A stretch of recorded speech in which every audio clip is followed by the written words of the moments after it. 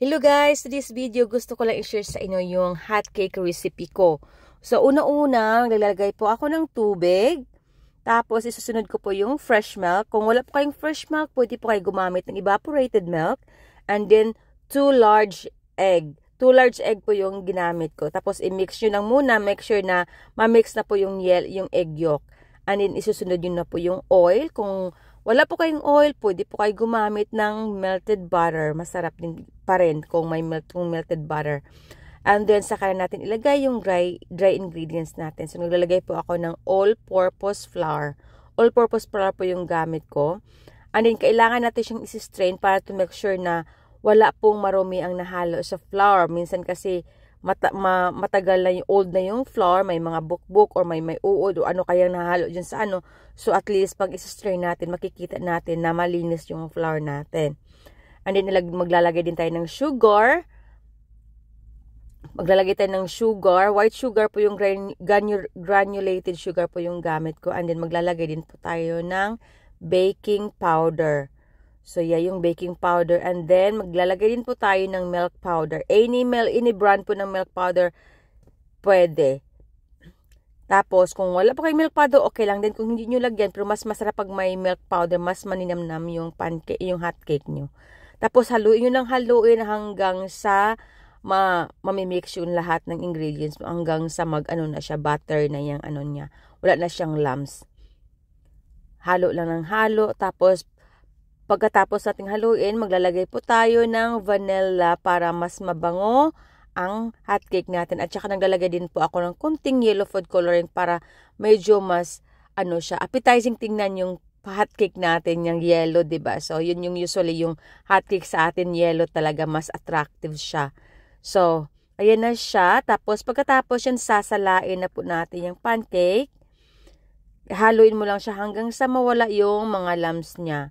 Tapos, sasalain natin siya para mawala yung mga lumps, mga buo-buo, para masarap yung hot cake natin. Kasi pag hindi natin sasalain, minsan may mga buo-buo, hindi siya naluluto. So, pagkain natin, puti pa rin yung mga buo-buo. Kaya mas maigi talaga na sasalain natin.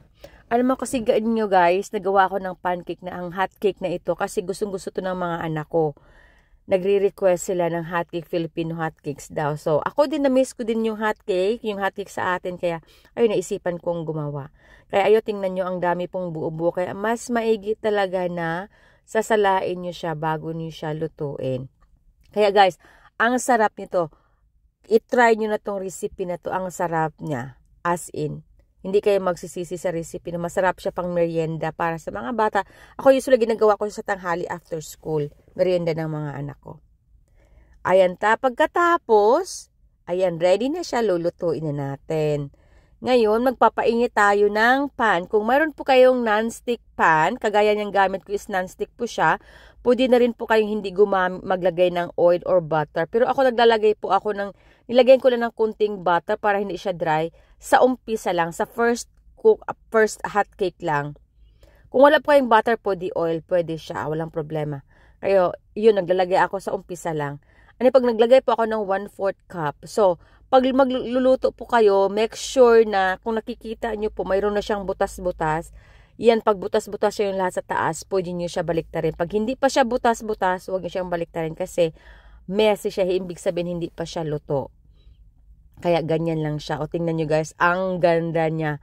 Ang fluffy niya, ang lambot niya, ang sarap niya. I-try nyo po to.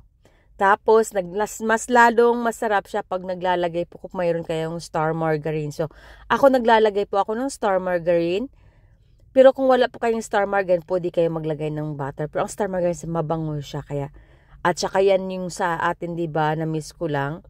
Yung sa atin, na naglalagay ng star margarine, tapos maglalagay ng sugar. O, diba? Ang sarap pag may sugar. Naalala ko yung childhood ko sa school dati.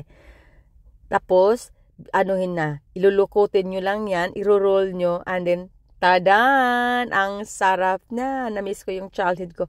At saka, ang lambot. Kaya, guys, try nyo na. Thank you for watching. Bye!